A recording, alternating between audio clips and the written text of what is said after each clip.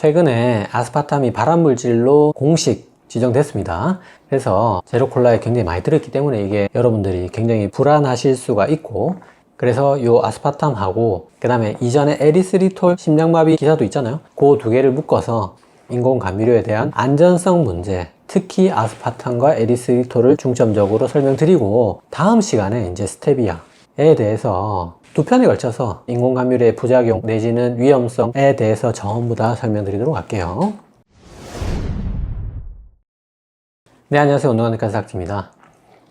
자, 이 영상이 뭐 언제 올라갈지 모르겠지만 제가 촬영하는 지금이 7월 15일이거든요. 그래서 불과 어제 이제 공식적으로 WHO에서 아스파탐이 발암 간항물질로 분류가 확정이 됐습니다. 그래서 이제 많은 분들이 아시겠지만 2B로 분류가 됐고요. 이게 발암 간항물질이고, 대신에 1일 허용량 kg당 40ml, 그러니까 60kg 기준으로 한 2.4g 되는 거죠. 요거 허용량은 손대진 않았다. 요게 이제 어제 나온 공식 기사가 되겠습니다. 그래서 이제 우리 이강인 선수 파리 생제르맹 오피셜을 기다리고 있었듯이 저도 이 아스파탐 오피셜을 엄청 기다리고 있었는데 결국 떴어요. 자, 그래서 요거의 배경이 된 논문이 있습니다. 자, 그 논문이 작년에 이제 프랑스에서 나온 요 논문이 되겠습니다. 요게 프랑스에서 무려 10만 명, 굉장히 대규모의 7.8년, 굉장히 장기간 관찰을 한 코호트 연구가 되겠고, 여기서 이제 아스파탐, 아세설판, 칼륨, 수크랄로스 이렇게 세 가지를 봤습니다. 그 세 개가 뭐냐?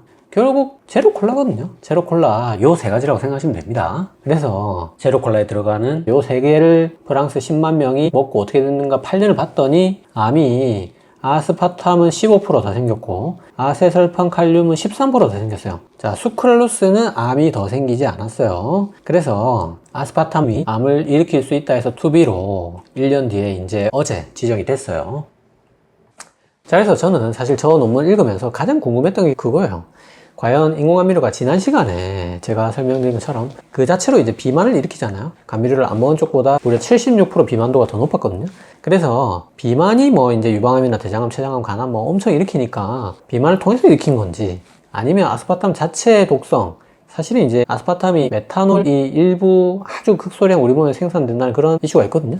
그래서 그 메탄올 때문에 그런 독성으로 생기는 건지 그게 상당히 궁금했는데, 그에 대한 명확한 결론을 이 논문에서 내지는 못하고 있어요. 그냥 관찰한 결과 아스파탐 먹은 쪽이 암이 더 많이 생겼다, 그 결론만 내고는 있는데, 그래서 저 논문을 좀 자세히 읽어보겠습니다. 구체적으로 이제 아스파탐이 특히 이제 유방암이나 뭐 비만 관련 암 증가와 관련이 있었고, 이 정도가 이제 설탕하고 맞먹는 것 같다, 이렇게까지 표현을 하고 있어요. 설탕이 제가 생각하기에 15%, 13% 이 정도 아닌 것 같은데 뭐 한 2배는 일으키는 것 같은데, 어쨌든 뭐 설탕급이다 이렇게 말하고 있고, 여기서 이제 수크랄로스가 바람이 없었던 거는 우리가 수크랄로스를 너무 적게 먹었기 때문이다. 아직까지 이제 프랑스에서 수크랄로스를 그렇게 많이 안 먹었기 때문에 수크랄로스 먹고 암 걸린 사람이 그렇게 많이 안 나왔다는 거죠. 그리고 이게 이제 아까 제가 쭉 설명드렸던 그런 이제 체중이 늘어서 암이 생긴 거냐, 뭐 그럴 수 있지만 그것만으로 모든 게 다 설명되지는 않는다. 뭔가 독성이 있지 않느냐. 근데 여기에 이제 그 메탄올 얘기는 없고요. DNA 손상이나 뭐 장내 미생물, 이런 인공감미료가 기본적으로 가지고 있는 이런 문제들 있잖아요. 그게 이제 이 체중 증가와 별도로 또 일으키지 않았을까, 뭐 그런 얘기를 쭉 하더라고요. 아스파탐 자체의 어떤 메탄올 얘기는 없었어요. 하지만 어떻습니까? 우리가 설탕은 비만, 지방간, 그리고 비만을 일으켜서 각종 암들, 아까 말했던 뭐 유방암, 대장암, 뭐 췌장암, 간암 일으키는 데다가 비만하고 별도로 또 간암, 췌장암은 설탕을 많이 먹어서 비만이 안 생겨도 이건 따로 암이 생겼다는 그런 보고도 있습니다. 그래서 여러분들이 뭐 이제 뒤에 쭉 설명드리겠지만 아스파탐이 진짜 발암물질 1군이라고 해도 그거 대신에 설탕을 드시면 안 됩니다. 절대 설탕으로 돌아가는 얘기는 여기서도 그 어떤 곳에서도 하지 않습니다. 자, 그래서 결론은 이 아스파탐이 2B 가능성이 있는 물질로 등록이 됐습니다. 공식 등재가 됐고, 여기서 이제 발암물질, 이제 많은 분들이 아시겠지만, 자, 1군 발암물질이 재밌는 거 많습니다. 우리가 뭐 일부 막걸리에 뭐 아스파탐이 들어가네 하지만 그 막걸리 자체가 술 1군 발암물질입니다. 소주, 맥주, 뭐 맥주 한 잔도 마찬가지예요. 그 다음에 뭐 미세먼지, 뭐 문 열고 나가면 다 1군 발암물질이죠. 우리 뭐 햇빛 쐬면 뭐 다 1군 발암물질입니다. 심지어 그 암을 치료하는 항암제가 1급 발암물질인 게 13개나 됩니다. 그리고 뭐 소세지 이런 거 뭐 1급 발암물질이고요. 추정물질이 뜨거운 물, 교대근무, 튀김, 뭐 소고기, 돼지고기 이런 거 다 2A입니다. 예, 아스파탐이 포함되어 있는 2B에 김치 있고요. 뭐 여러 가지 약들, 뭐 알로에베라 이런 거 다 2B입니다. 그래서 우리가 저녁에 회식한다고 삼겹살에 김치 볶아가지고 소주 한 잔 딱 하면 발암물질 1군, 2A, 2B를 골고루 종류별로 다 섞어가지고 섭취하는 거죠. 근데 뭐 거기에 뭐 아스파탐이 뭐 2B로 이제 공식 등재가 됐으니까 무서워할 수 있느냐, 뭐 주의는 해야겠지만 우리가 지금 뭐 이 영상 보시는 분들 중에 암 걸릴까봐 김치 못 먹는 분 있습니까? 김치도 사실은 이제 그게 나트륨이 많기 때문에 위암이 걸릴 수 있거든요. 그 정도의 가능성이 2B입니다. 그러니까 아스파탐은 그 정도로 생각하시면 됩니다. 그래서 우리가 아스파탐이 사실은 이제 인공감미료 중에 우리나라 대상으로 하면 제일 적게 먹고 있습니다. 그래서 이거를 일 섭취량을 다 채우려면은 제로콜라 10리터를 먹어야 된다는 거죠, 하루에. 그래서 사실은 뭐 일 섭취량이 어떻고 뭐 2B가 어떻고 간에 저거는 국민들이 불안할 건 아니고 사실 이제 제로콜라 만드는 회사에게 굉장히 심각한 일이 되겠습니다. 참고로 원래는 이제 알코올이랑 아스파탐이랑 섞어놓은 게 그냥 소주였거든요. 그래서 단맛 나는 알코올이었는데 요즘에는 소주도 이미 다 갈아탔고, 바람 이거 등록되기 전부터. 그리고 이제 국내 빨간 콜라는 수크랄로스로 넘어왔고요. 국내 까만 제로 콜라에만 아직도 아스파탐이 들어가는데 한마디로 발암물질 아스파탐 등재된 거는 이 회사가 연관이 가장 깊다는 거예요. 그래서 어쩌누 이런 생각이 드는데, 이게 좀 음모론을 제기할 여지가 있는 게 뭐냐면 아세설팜 칼륨도 여기 논문에 보시면 암이 13% 늘었거든요. 근데 무슨 기준인지 13% 는 거는 등록이 안 되고 하필 얘만 까만 콜라만 쓰는 아스파탐만 희한하게 2B로 등록이 됐다는 거죠.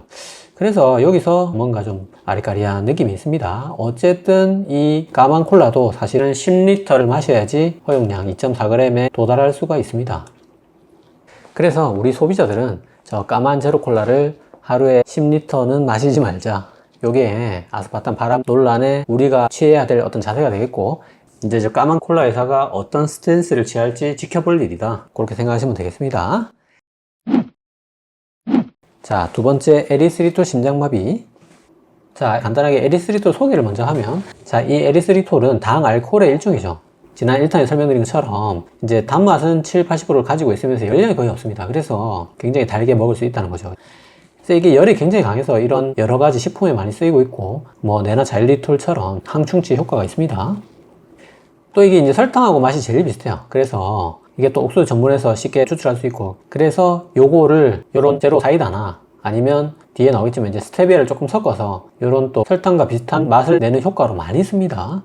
그래서 이게 2018년에 그라스 무도된다 등급 그라스 인증을 받아서 이제 널리 먹고 있고, 우리나라에서는 이제 제로 사이다 여기하고 여기에 일부 소량 들어있고, 그보다는 이제 스테비아 설탕에 에리스리톨 98%에 스테비아 2% 섞은 거를 스테비아 설탕이라고 하거든요. 정확하게 이제 스테비아 에리스리톨이죠. 거기에 포함해서 에리스리톨을 많이 씁니다. 자, 이게 공식적인 어떤 일 허용량은 없습니다. 없는데 FDA에서는 이제 30g으로 하자 이렇게 제안하고 있고, 미국에서 평균적으로 얼마 먹는지 자료가 있던데 하루 평균 섭취량이 13g이라고 합니다. 우리나라 자료는 없는데 아마도 이제 이 에리스리톨이 뭐 그렇게 막 아스파탐 같이 막 널리 쓰이고 있는 게 아니기 때문에 제 생각에는 뭐 한 10g 미만일 걸로 생각되고요. 요 수치들을 10g, 13g, 30g 요 세 가지를 반드시 지금 외워두시기 바랍니다. 나중에 논문에 나오거든요. 그래서 이게 뭐 당알코올이니까 당연히 많이 먹으면 설사하겠죠. 그리고 이제 뭐 반려견이 먹으면 위험하다 이런 얘기도 있습니다. 그래서 이제 논문 보도록 할게요. 자, 이 논문인데 이 논문이 네이처 메디신에 실렸어요. 네이처 메디신에. 이거 네이처 이제 자매지거든요. 이게 진짜 도저히 무시를 할 수 없는 점수거든요. 도대체 무슨 내용이길래 네이처 메디신에 실었나. 자, 궁금한데 이제 그거를 보도록 할게요. 자, 그래서 요 논문이 특이한 게 요 하나의 논문 안에 연구가 5개가 나옵니다. 5개가. 5개 연구를 때려 넣어가지고 결국 네이처 메디신에 실었다는 거죠.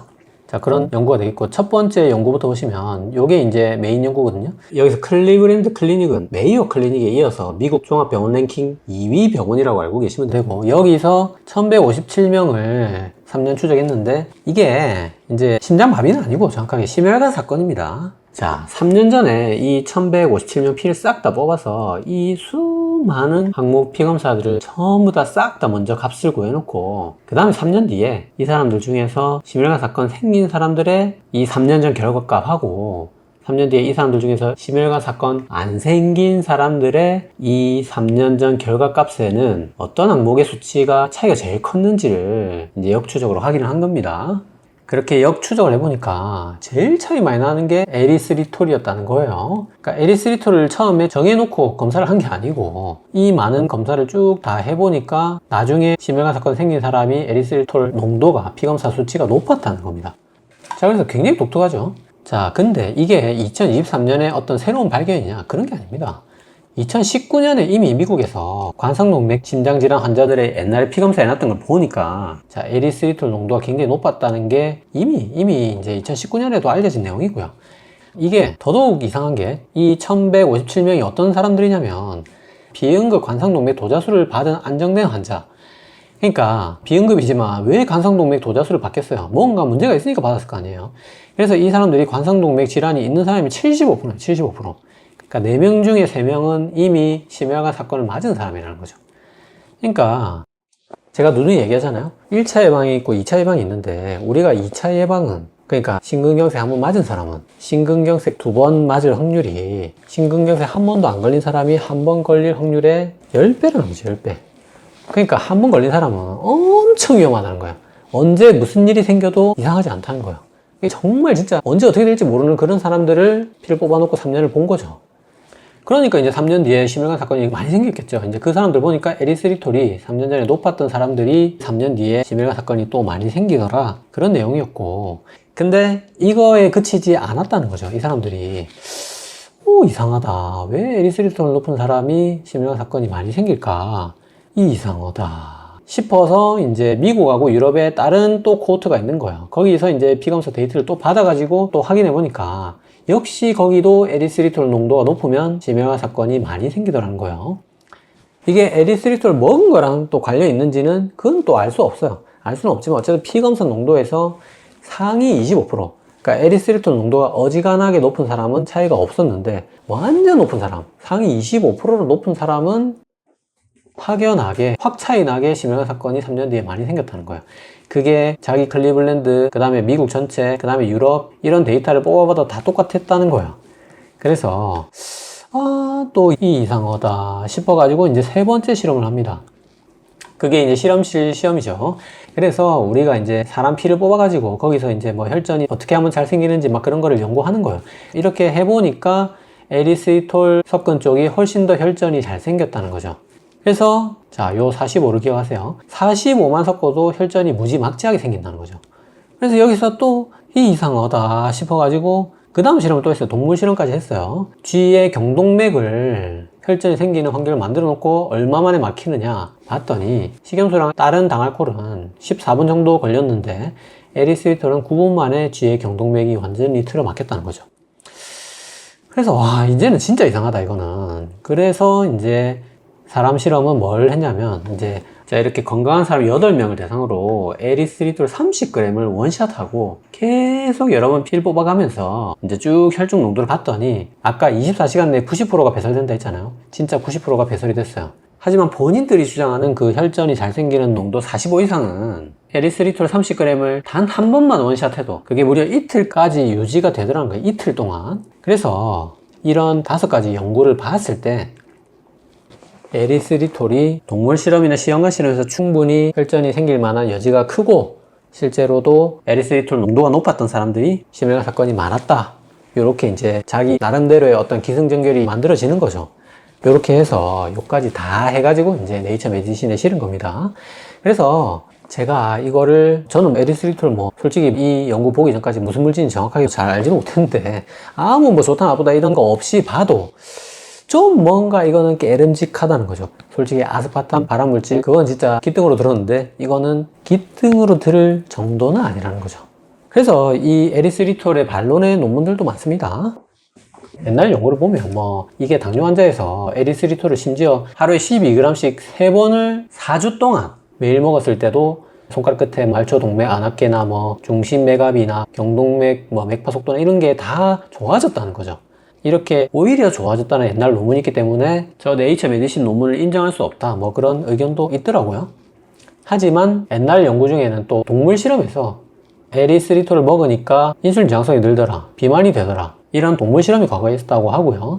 근데 이번에 네이처 메디신 논문에서 거기도 물론 동물 실험이긴 하지만 에리스리톨이 혈소판 응집을 일으킨다는 요거를 밝혀냈기 때문에 요 작용이랑 합치면 에리스리톨이 심혈관 사건을 일으킬 수 있지 않겠느냐, 그런 얘기가 또 최근에 있습니다. 자, 그러면 무섭잖아요, 에리스리톨. 과연 저 논문을 곧이곧대로 그러면 믿어야 되느냐? 자, 그렇다고 하기에는 이 네이처 메디신 연구의 한계가 너무 많다는 거죠.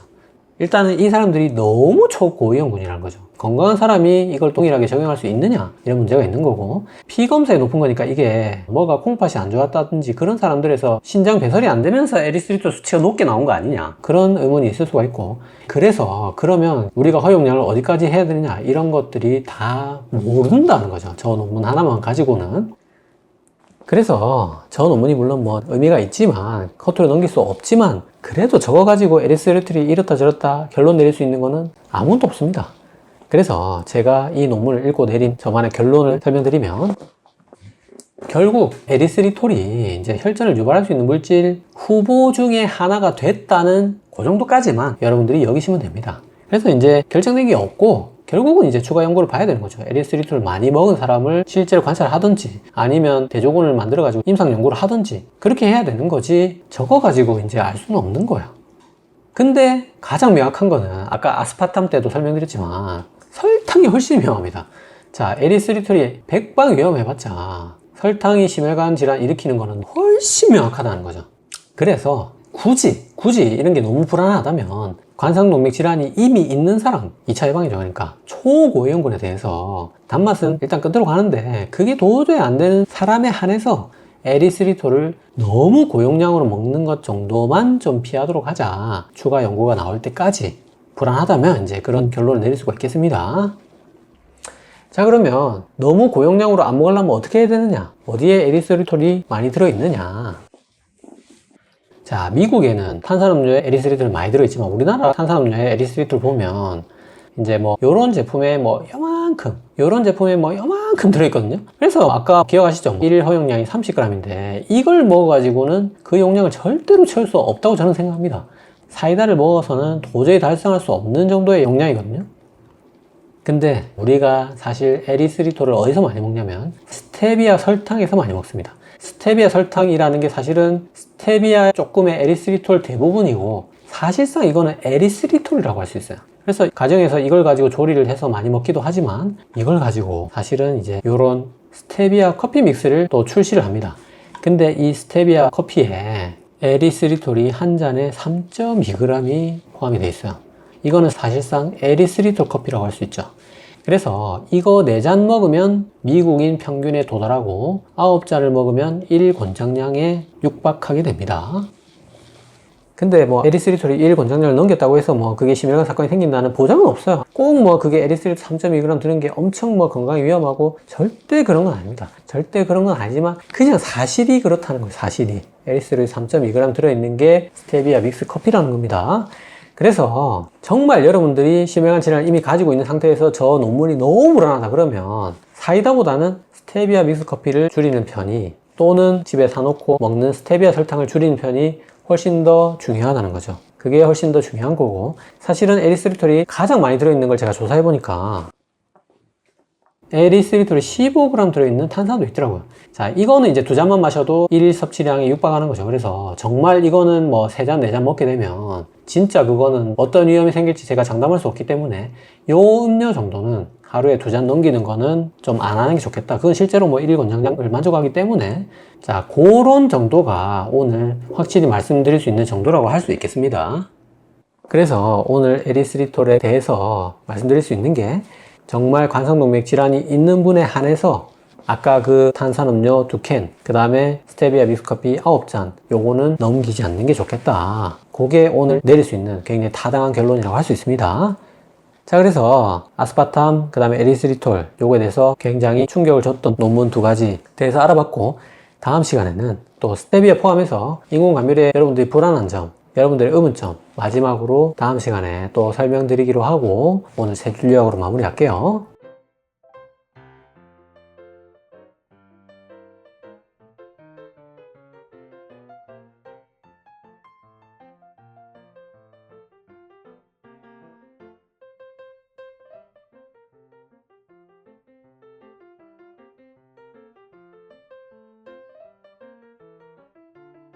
자, 오늘 영상 도움이 되셨나요? 도움이 되셨다면 구독은 여기, 관련 영상은 여기 봐주세요.